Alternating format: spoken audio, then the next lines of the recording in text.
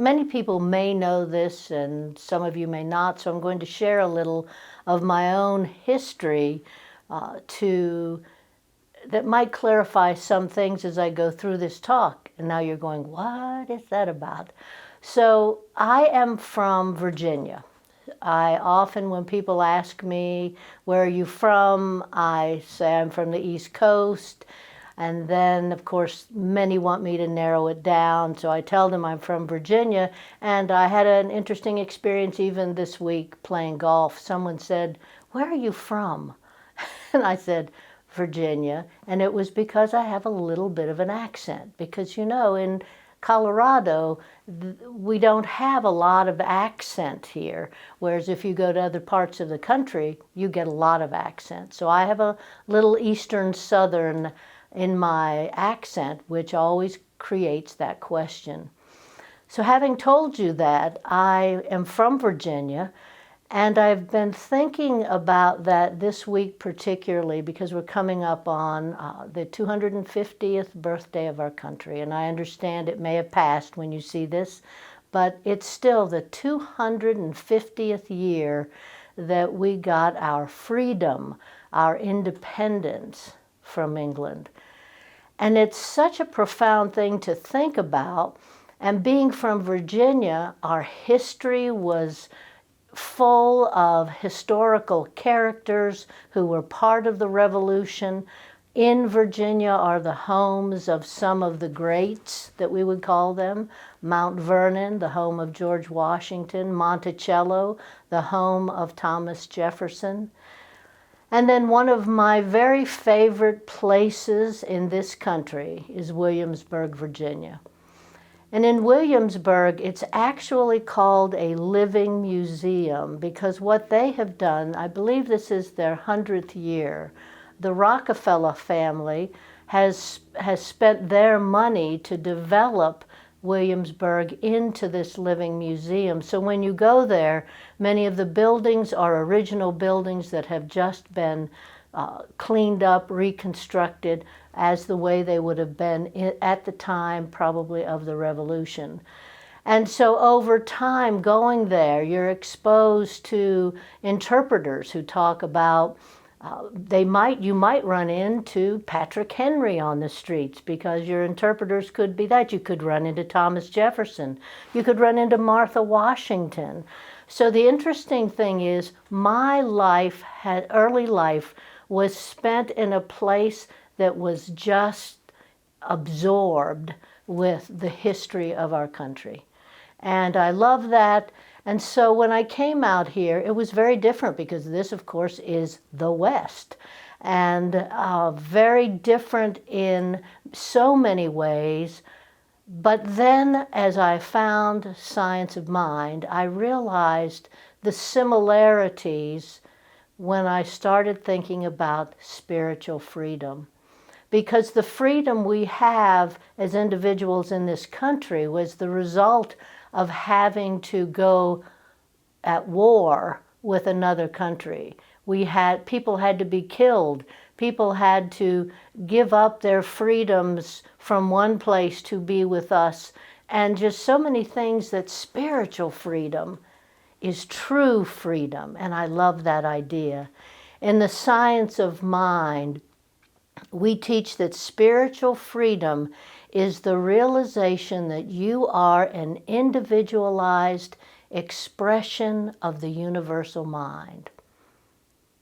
I pause because I want you to get that. Not an individual expression, an individualized expression. The difference in that is we talk about what we might call the divine or the universal mind as the macrocosm, and each one of us is the individualized portion of that macrocosm that would be the microcosm.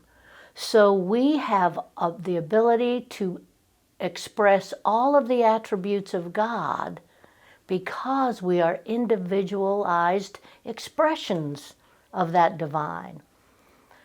Now you might be sitting there scratching your head and saying, so why doesn't the world look different? Well, the reason is that we have this ability and yet we don't take advantage of it. In the science of mind, we have a series of what are called declaration of principles, and you know it better as what we believe. And one of those what we believe statements that Ernest Holmes gave us says, we believe the ultimate goal of life to be a complete freedom from all discord of every nature, and that this goal is sure to be attained by all. I pause because look at the world. The possibility of this complete freedom from all discord is available to every single one of us on this planet. But we have something called free choice. We make choices, and those choices show up in very interesting ways. But it doesn't mean that there is not the possibility for complete freedom from all discord of every nature, because every one of us has within us that peace that allows us to be part of that complete freedom. And so we talk about something called the law of mind in science of mind. And what we're saying there is that the universe is governed by a responsive mental law. And this whole idea is the same thing as scientific law. Gravity is always the best example, or electricity. You don't get out of bed in the morning and not expect to land on the floor and be able to walk. So the law of mind is very similar. And what the law of mind is doing, and if law bothers you, just think of it as the mind. What it's doing is allowing you, because your mind is a channel that the universal spirit can operate through. So you are spiritually free when you realize that this law responds directly to your dominant thoughts, beliefs, and expectations. So I'll ask you this question. What are you thinking about? What do you believe? What are your belief systems? And then what are you expecting? As you sit with that and then you look out at your life, you see that you're creating, and that's what we talk about in Science of Mind. So by mastering your thoughts and aligning with the natural laws of the universe, you're liberated, you're free, you're emancipated. From what? You're free from past limitations, you're freed from victimhood and unconscious habits, including fear. And this allows you to consciously create your reality instead of allowing it just to happen because of habitual behaviors. I'm so thankful to know this. I'm so thankful to know that the freedom that our country has is a freedom that came from people who were using that universal mind in such a way that they could create this beautiful country we have that's been in existence here for 250 years, no matter what the appearances are, folks. And so we too, we can be such a positive influence on what's happening around us as we embrace spiritual freedom. So now I invite you to take a deep breath in. And then let that breath out. All the way down to your toes.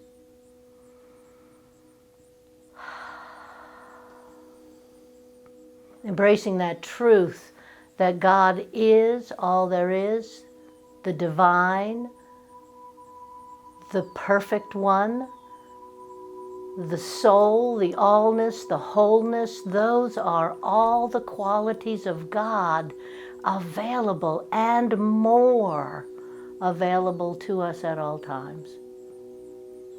And because all of those attributes of God are out there, I know I am connected to each one of those attributes because I'm connected to that macrocosm of God, that ultimate universal mind. And so too is everyone in the sound of my voice. So I affirm for each right now that as life unfolds, each of us looks at what are my beliefs? How am I showing up? What are my habitual patterns? And then I know each of us can change them so that we are each one in our own way a beneficial presence in this world. I am so thankful. I'm so thankful for the truth of this prayer. I am so thankful for knowing that I am a spiritual creature in this universe, sharing in the abundance and love and light of God. So I let this prayer go. I let it go into that law of mind that always says yes to what is believed. So I let this prayer go and let it be. And so it is. Amen.